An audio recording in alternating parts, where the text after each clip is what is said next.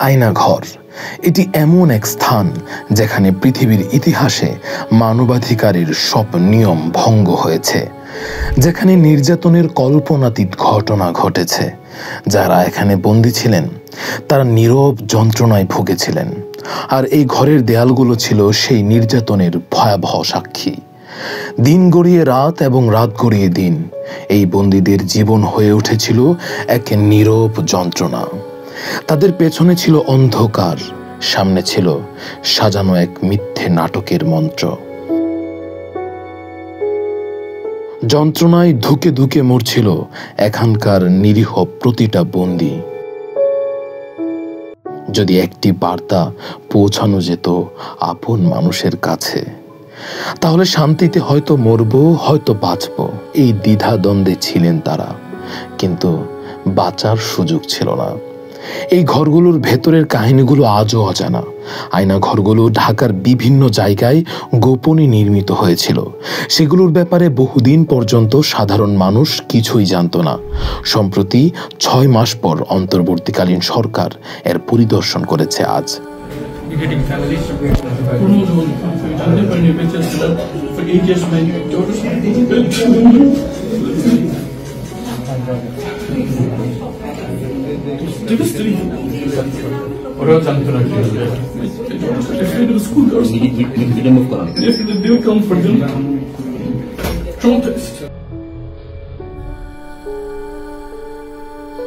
তবে প্রশ্ন থেকেই যায়, এতদিন পর কেন এত দেরিতে এগুলো পরিদর্শন করা হলো? কেন এসব নির্যাতনের বিষয়ে এতদিন কোনো পদক্ষেপ নেওয়া হয়নি? দেয়ালে লেখা হৃদয় ফাটা স্মৃতিগুলো তো মুছে ফেলা হয়েছে। আত্মচিৎকারের আওয়াজে ভারী হওয়া কক্ষগুলো তো সেই স্মৃতি ধরে রাখতে পারেনি এই দীর্ঘ 6 মাস। আজ পরিদর্শনের সময় বিভিন্ন দেয়ালে বিভিন্ন স্মৃতিগাথা লেখাগুলো দেখা যাচ্ছিল।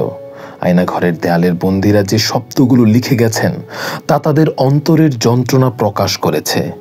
এক বন্দী লিখেছেন, আই লাভ মাই ফ্যামিলি।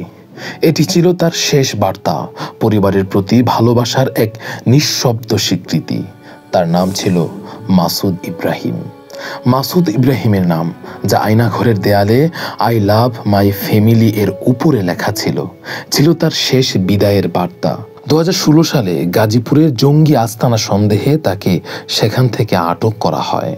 ফজরের নামাজের সময় তাকে গুম করে পরে নাটকীয়ভাবে তাকে হত্যা করা হয়।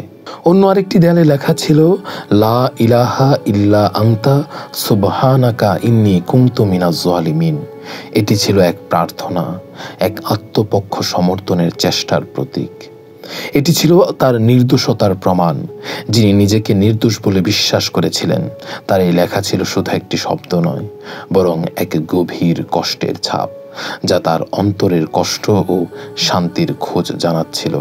আজ বুধবার ঢাকার আগারগাঁও, কচুক্ষেত ও উত্তরায় অবস্থিত আয়নাঘরগুলো একান্ত পরিদর্শন করেন প্রধান উপদেষ্টা ডক্টর মোহাম্মদ ইউনূস।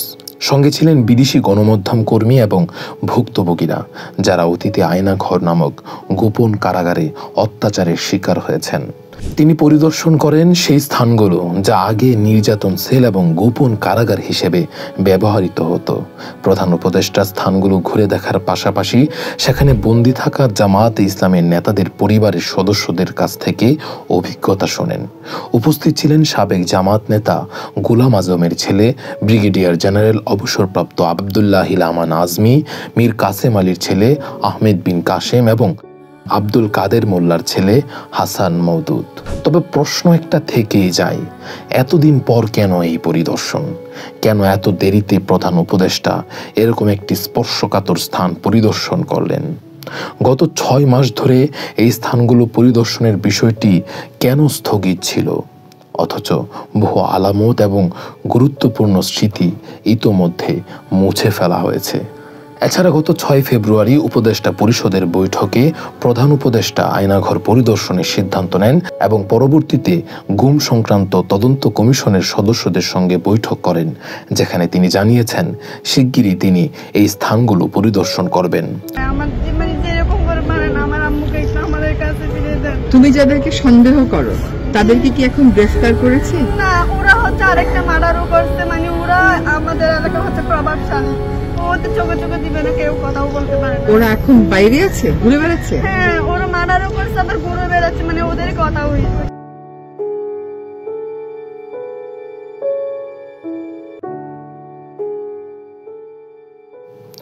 আয়নাঘরের পরিদর্শন অবশ্যই প্রশংসনীয়, যদিও তা দেরিতে করা হয়েছে। তবে এই এতটুকুতেই সীমাবদ্ধ থাকলে চলবে না। এই নির্যাতনের পেছনে যারা ছিল, যারা এখনো প্রশাসনের মধ্যে রয়েছেন এবং আওয়ামী স্বৈরাচারের প্রতিটি কালপ্রিটকে ধরে তাদের দ্রুত আইনের আওতায় এনে শাস্তি দেওয়ার জন্য কার্যকরী পদক্ষেপ নিতে হবে। এই আলামতগুলো কি সরকারের কাছে যথেষ্ট নয় ন্যায় বিচারের দাবি মেটাতে?